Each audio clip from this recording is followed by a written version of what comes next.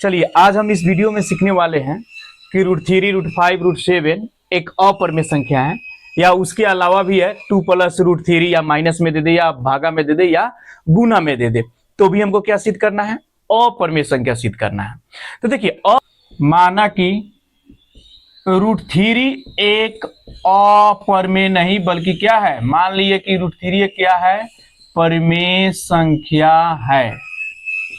मान लिए √3 क्या है, एक अपरिमेय संख्या है। तो जैसे मान लेंगे √3 एक अपरिमेय संख्या है तो इसको P/Q के रूप में लिख सकते हैं, एकदम लिख सकते हैं। लेकिन PQ क्या है ये बताना होगा, तो हम बता दे रहे हैं जहां P तथा Q एक क्या है, सहअभाज्य संख्या है। शॉर्ट में अगर लिखे तो सहअभाज्य संख्या है, नहीं तो इसे लिखेंगे P तथा Q में एक के अलावा कोई उभयनिष्ठ गुणनखंड नहीं है, उसी को हम लोग कहते हैं सहअभाज्य संख्या।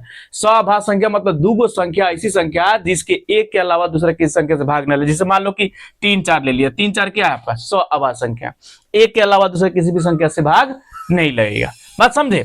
तो ये क्या है, P तथा Q इसमें क्या मान लिए, सहअभाज्य संख्या मान लिए। कि मान लिए कि √3 क्या है, परिमेय संख्या है, तो परिमेय संख्या बराबर P/Q लिख सकते हैं ना। हाँ तो लिख दिए।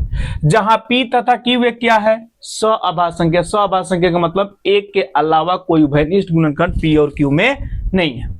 आज जैसे हम दोनों तरफ वर्ग करते हैं, लिखना है दोनों तरफ वर्ग करने पर, बात लिख दीजिए, ये बात को क्या कर देना है, लिख देना है।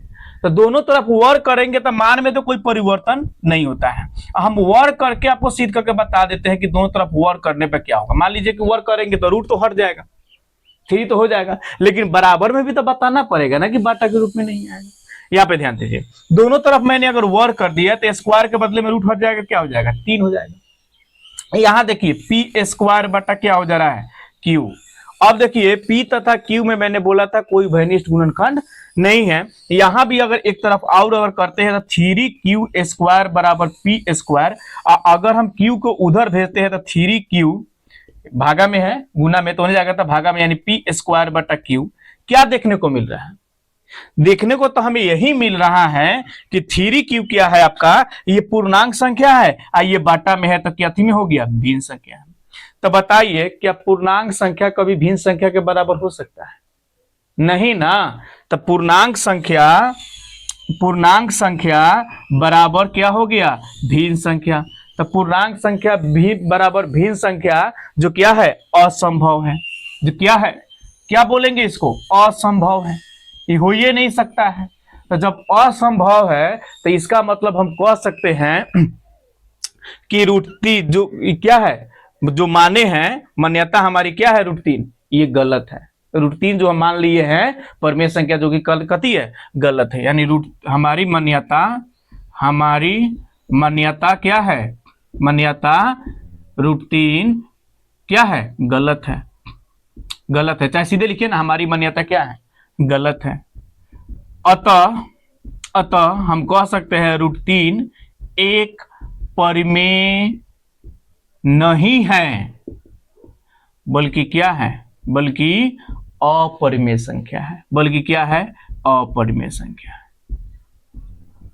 ये बात खाली लिख देना होता है। बताइए भारी लगा? नहीं ना।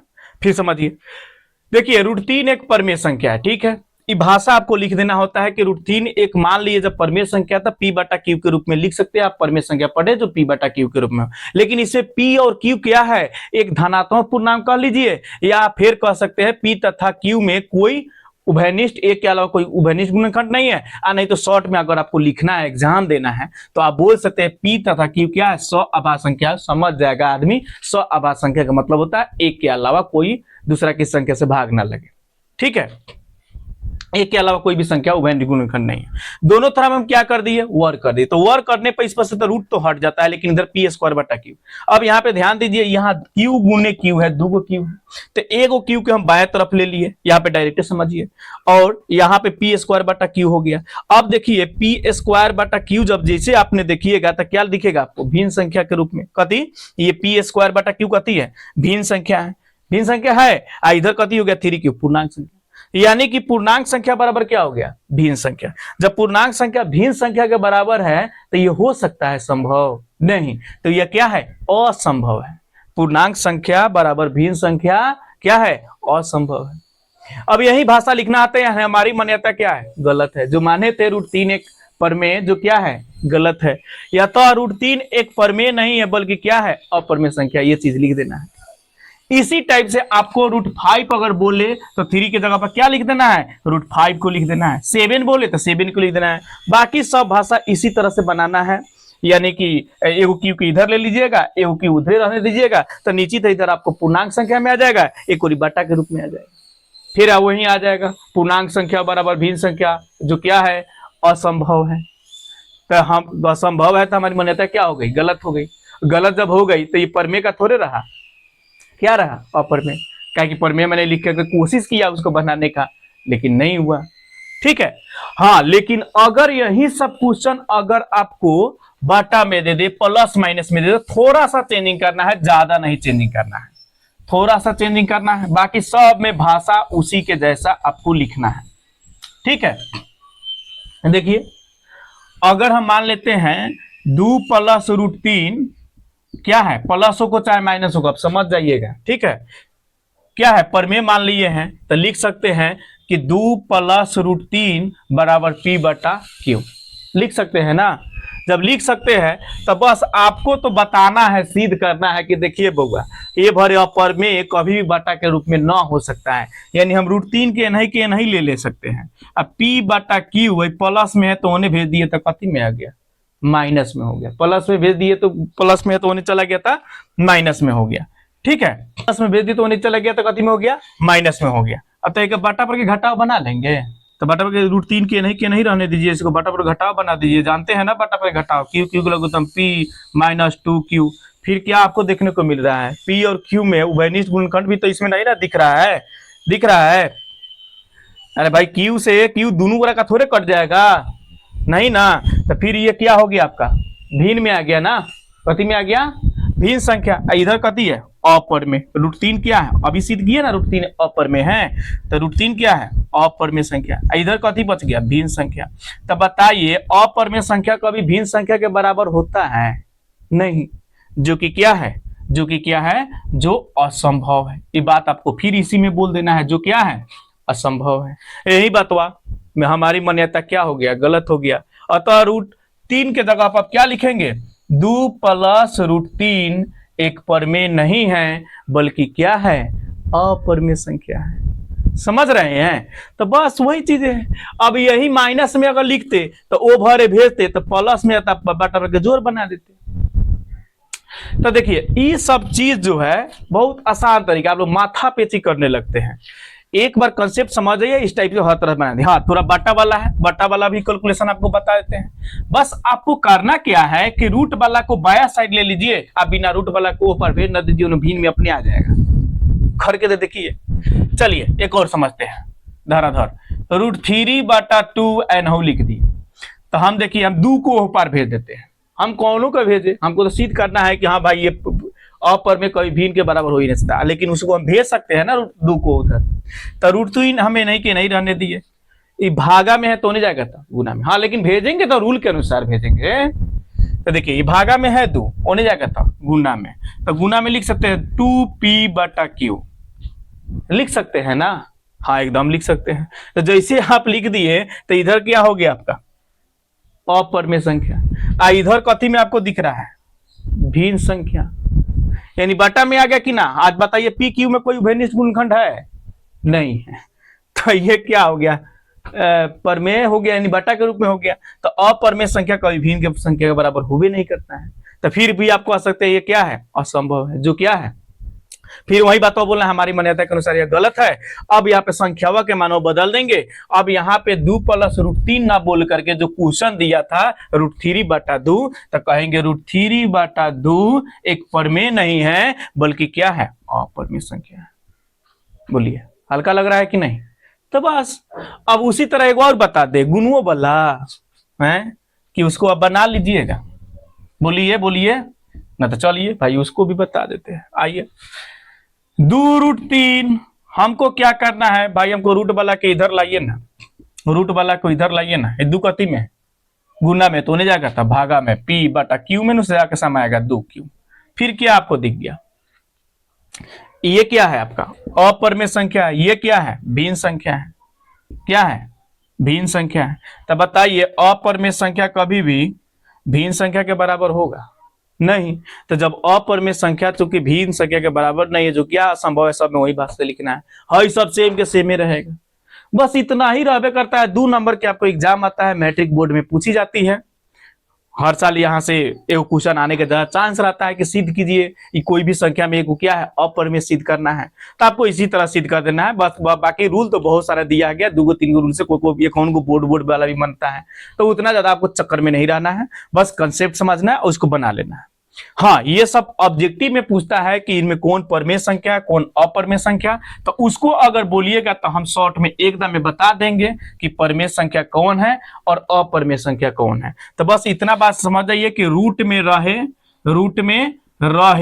लेकिन वर्गमूल ना निकले, लेकिन वर्गमूल ना निकले तो क्या हो गया अपरिमेय संख्या हो गया। अपरिमेय के नियम है कि रूट में रहे वर्गमूल ना निकले तो क्या हो गया अपरिमेय, जैसे √3, √5, √7, बस यही सब रूल के आधार पर ये अपरिमेय संख्या होता है।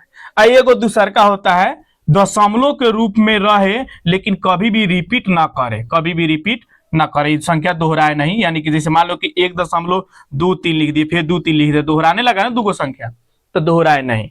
यानी कि अनंत तक 5, 7, 11 कोई भी संख्या आवे तो एक संख्या बार बार ना दोहराए, तो इस तरह हम कह सकते हैं कि ये क्या है, ये भी दशमलव में अपरिमेय संख्या। बाकी एकरा उल्टा सोच लीजिए, बाकी एकरा कथी सोच लीजिए उल्टा, उल्टा सोच लीजिएगा तो सब परिमेय संख्या। रूट में है लेकिन वर्गमूल निकल, जैसे 9, √11 √16 लिख दिए, √1 लिख दिए, 4 लिख दिए, रूट में है लेकिन वर्गमूल निकल जा रहा है। दशमलव में है तो रिपीट भी कर रहा है, 1.2 पर रिपीट, चाहे शांत है, बार बार अंक जो आ रहा है वो रिपीट कर रहा है, बार बार जो आ रहा है क्या कर रहा है रिपीट कर रहा है। नहीं तो बार बार नहीं आ रहा तो 1.2 सीधा आ गया, शांत हो गया। तो ये सारे क्या हो गए आपको परिमेय संख्या के अंतर्गत आ गया। ये सब कथी में आ गया परिमेय संख्या। एक नया चीज याद कर लीजिएगा कि पाई एक क्या है आपका अपरिमेय संख्या है, लेकिन उसी का मान अगर लिख दिए 22/7 तो क्या हो जाएगा परिमेय संख्या हो जाएगा। पाई कथी में है अपरिमेय संख्या में है, इसका मान लिख दिए 22/7 तो कथी में आ गया परिमेय संख्या आ गया।